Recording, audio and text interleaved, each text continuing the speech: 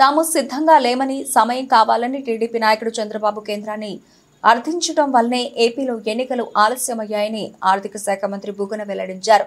తెలుగుదేశం ప్రకటించింది సూపర్ 6 కాదని, అవన్నీ మరో మోసం ఫిక్స్ అని మంత్రి పేర్కొన్నారు. గత చరిత్ర మొత్తం టీడీపీ బూటకపు హామీలతో ప్రజల ఓట్లను బుట్టలో వేసుకుని గెలిచాక అమలు చేసే సమయంలో తూచ్ అనిందని మంత్రి స్పష్టం చేశారు. పాత చంద్రబాబు హామీలే కొత్తవి, మోసం మాత్రం పక్కా అన్నారు. గతంలో గెలవడం కోసం టీడీపీ ప్రకటించిన మహాలక్ష్మి, ఉచిత గ్యాస్ సిలిండర్లు, రుణమాఫీ హామీలు అమలు కాకపోవడమే అందుకు నిదర్శనమన్నారు. చంద్రబాబు భవిష్యత్తుకే గ్యారంటీ లేకపోగా 25 ఏళ్ల యువత భవిష్యత్తుకు తాను గ్యారంటీ అంటూ 75 ఏళ్ల వయసున్న చంద్రబాబు హామీ ఇవ్వడం అర్థం లేనిదన్నారు. ఆశ పెట్టడం మినహా ఆచరణలో ఏమీ చేయని మోసగాడు చంద్రబాబు అని పేర్కొన్నారు. ఎర్ర మట్టి కట్టుకొని పోతుంటుంది, వాన పడితే జారి కింద పడుతుంటాం మోటార్ సైకిల్, అంతేనా? ఇప్పుడు ఎట్లుంది ముసలిదారు రోడ్డు, అది అభివృద్ధి కాదు. మరికుంటకు రోడ్ అభివృద్ధి కాదు, వీరాయపల్లెకి రోడ్ అభివృద్ధి కాదు, రేపల్లెకి రోడ్ అభివృద్ధి కాదు, బాలాపురం రోడ్ అభివృద్ధి కాదు, వెంకటగిరి నుంచి ఇప్పుడు ఎంబైకి వేసుకునే రోడ్ అభివృద్ధి కాదు. కానీ ఆయనకు మాత్రం కనపడటం లేదంట, అభివృద్ధి లేదంట. నీళ్ళతో అల్లాడిపోతుంటాడు, సంతోషంగా నీళ్ళు ఎట్లా పారిపోతుంటాయి. ఇదే కాదు, ఇంతకంటే ఎక్కువ నీళ్ళు వస్తాయి. ఒక నెల లోపల గోరకల్లు నీళ్ళు వస్తాయి. గోరకల్లు నీళ్ళు వచ్చినాయంటే ఇంకా సమృద్ధిగా మీకు అసలు ఏ మాత్రం చీకు చింత దిగులు, అసలు మీకు బిందెతో పనిలే, ఈ ముద్దారంలో బిందెతో పని. ఆ నీళ్ళు ఎట్లాంటి నీళ్ళు? అవి గోరకల్లు అంటే మళ్ళీ కుంటలేక నీళ్ళు అనుకుంటున్నారేమో. కృష్ణానది నీళ్ళు, అది తుంగభద్ర నీళ్ళు కృష్ణాలో కలిసిన తర్వాత అవి తెచ్చి శుభ్రపరిచి మనకి ఇచ్చే నీళ్ళు. అంటే ఇప్పుడు మనం క్యాన్లు సీసాలు కొంటాం కదా, సీసాలు క్యాన్ మొదలెట్ స్వామి, సీసాలు క్యాన్ల కంటే మంచి నీళ్ళు రానైనా మళ్ళీ దాని తర్వాత క్యాన్లు కొనాలి. ఆ నీళ్ళన్నీ అంత మంచి నీళ్ళు వస్తే అది అభివృద్ధి కాదంట. గోర్మానకొండ కాడ ఒక మంచి గొప్ప బడి కట్టినాం. ఏమిటి కదా? బీసీలకు పిల్లలందరికీ 600 మంది చదువుకుంటారు ఆడ. కండ్లెదురుగా మన పిల్లోళ్ళు చదువుకునేకే హాస్టల్ బడి కట్టినాం. అది అభివృద్ధి కాదు. బేతంచెర్లలో ఆసుపత్రి, పెద్ద ఆసుపత్రి చేసినాం. 8 మంది డాక్టర్లు ఉన్నారు, అభివృద్ధి కాదు. ఐటీఐ కట్టించినాం గోర్మానకొండ కాడ, అభివృద్ధి కాదు. ఇన్ని పనులు చేస్తుంటే ఆయన వచ్చి ఇది అభివృద్ధి కాదు అంటాడు. మళ్ళీ పోనీ నువ్వేం చేస్తావు చెప్పు అభివృద్ధి అంటే అది చెప్పడు, నేను చేస్తా అంటాడు. ఏం చేస్తావు స్వామి చెప్పు, నువ్వు చేసినదేమి, చేస్తుండేదేమి, చేయబోయేదేమి ఓసారి విడిగా చెప్పంటే ఒక్క మాట చెప్పండి.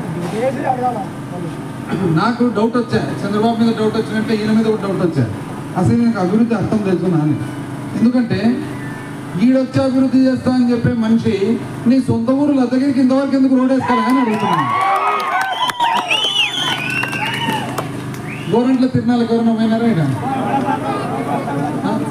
కాంతారెడ్డి, నీకు లద్దగిరి నుంచి కోడమూరుకి ఎంతసేపు పడుతుందమ్మా? మొత్తం మోకాళ్ళలోతు గుంతలు 20 కిలోమీటర్లు 2 గంటలు. మన రోడ్ ఎట్లుంది, వాళ్ళ రోడ్ ఎట్లుంది? సొంత ఊరికి ఆయన గుంతలు పుడుతుంది ఇంతవరకు, మనకు వచ్చి రోడ్లు వేపిస్తాడంట, చేసిన రోడ్లు.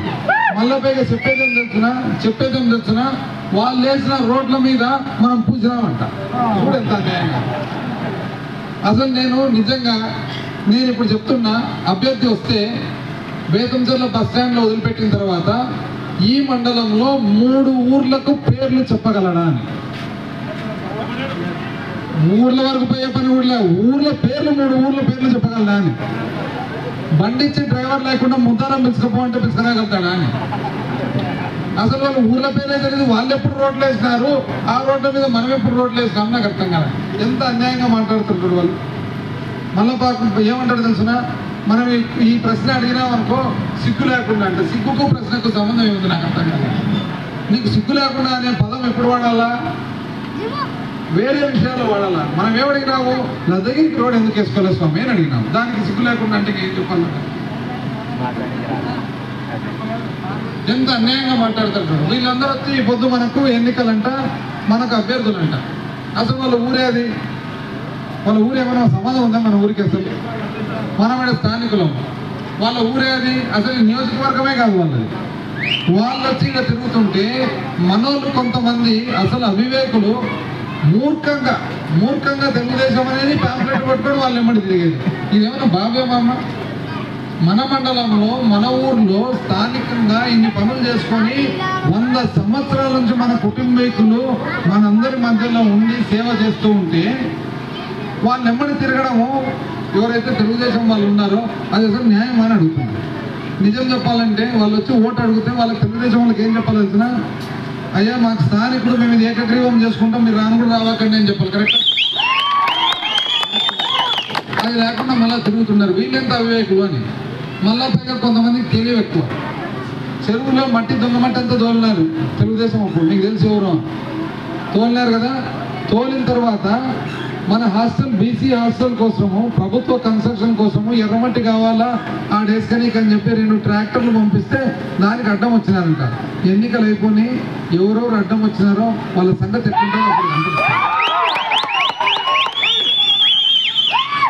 ఎట్టుంటుంది అనేది అప్పుడు చూపిస్తా. మనం ఇంతవరకు ఏదోలే పాపం అని చెప్పి ఊరికే చూసుకుంటుంటే కన్నా ఇట్లా ప్రభుత్వ పనులకు కూడా అడ్డం వచ్చేంత ఇది వచ్చిందంటే చెప్తా, ఎన్నికలు అయిపోయినా చెప్తా. వీళ్ళు అసలు ఓవర్ యాక్షన్ చేసి బయటపడి ఎట్లా పోదామని అనుకుంటున్నారేమో. ఓవర్ యాక్షన్ కు పెనాల్టీ ఎంత ఉంటుందో అప్పుడు తెలుస్తుంది. ఓవర్ యాక్షన్ చేసిన పెనాల్టీ ఎంత ఉంటుందో అప్పుడు తెలుస్తుంది. కాబట్టి మీరందరూ కూడా ఒకసారి జాగ్రత్తగా ఆలోచన చేసుకొని మన భవిష్యత్తు, మన పిల్లల భవిష్యత్తు, మన గ్రామాల భవిష్యత్తు రేపు పొద్దున కాపాడుకోవాలంటే మన పార్టీని గెలిపించుకొని 2014లో 2019లో మీరు ఎట్లయితే ప్రేమతో అభిమానంతో మమ్మల్ని గెలిపించుకున్నారో ఈ ఎన్నికల్లో కూడా 13వ తారీఖు 2 ఓట్లు, ఒకటి ఎంపీ బ్రహ్మానంద రెడ్డికి, ఒకటి ఏ విధంగా అయితే నన్ను ఎంతో అభిమానంతో ప్రేమతో ఆశీర్వదించినారో స్థానికుడిని కాబట్టి అదేవిధంగా మరొక్కసారి కూడా అంతకంటే మంచి మెజారిటీతో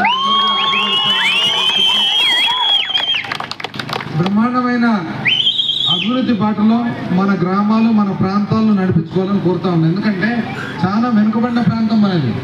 ఆ వెనుకబడిన ప్రాంతంలో కూడా చాలా పేదరికంతో బీదోళ్ళు ఉండే ప్రాంతం కాబట్టి పొరపాటున మనం వాళ్ళు చెప్పినారు వీళ్ళు చెప్పినారు వస్తారు. ఇప్పుడు మామ అని బావ అని సినాయనని 5 ఏళ్ళు మామలకు బావులకు కనపడదు. ఇప్పుడు దిగుతారు పైనుంచి మామలు బావులు. ఈ బావులు మామూలు వచ్చినారనుకో ఒక్కటి గిచ్చి పంపేయండి పోతారంటే మళ్ళీ మామూలు 2 ఓట్లు కూడా ఫ్యాన్కి ఏదని చెప్పి కోరుకుంటూ సెలవు తీసుకుంటా ఉన్నా.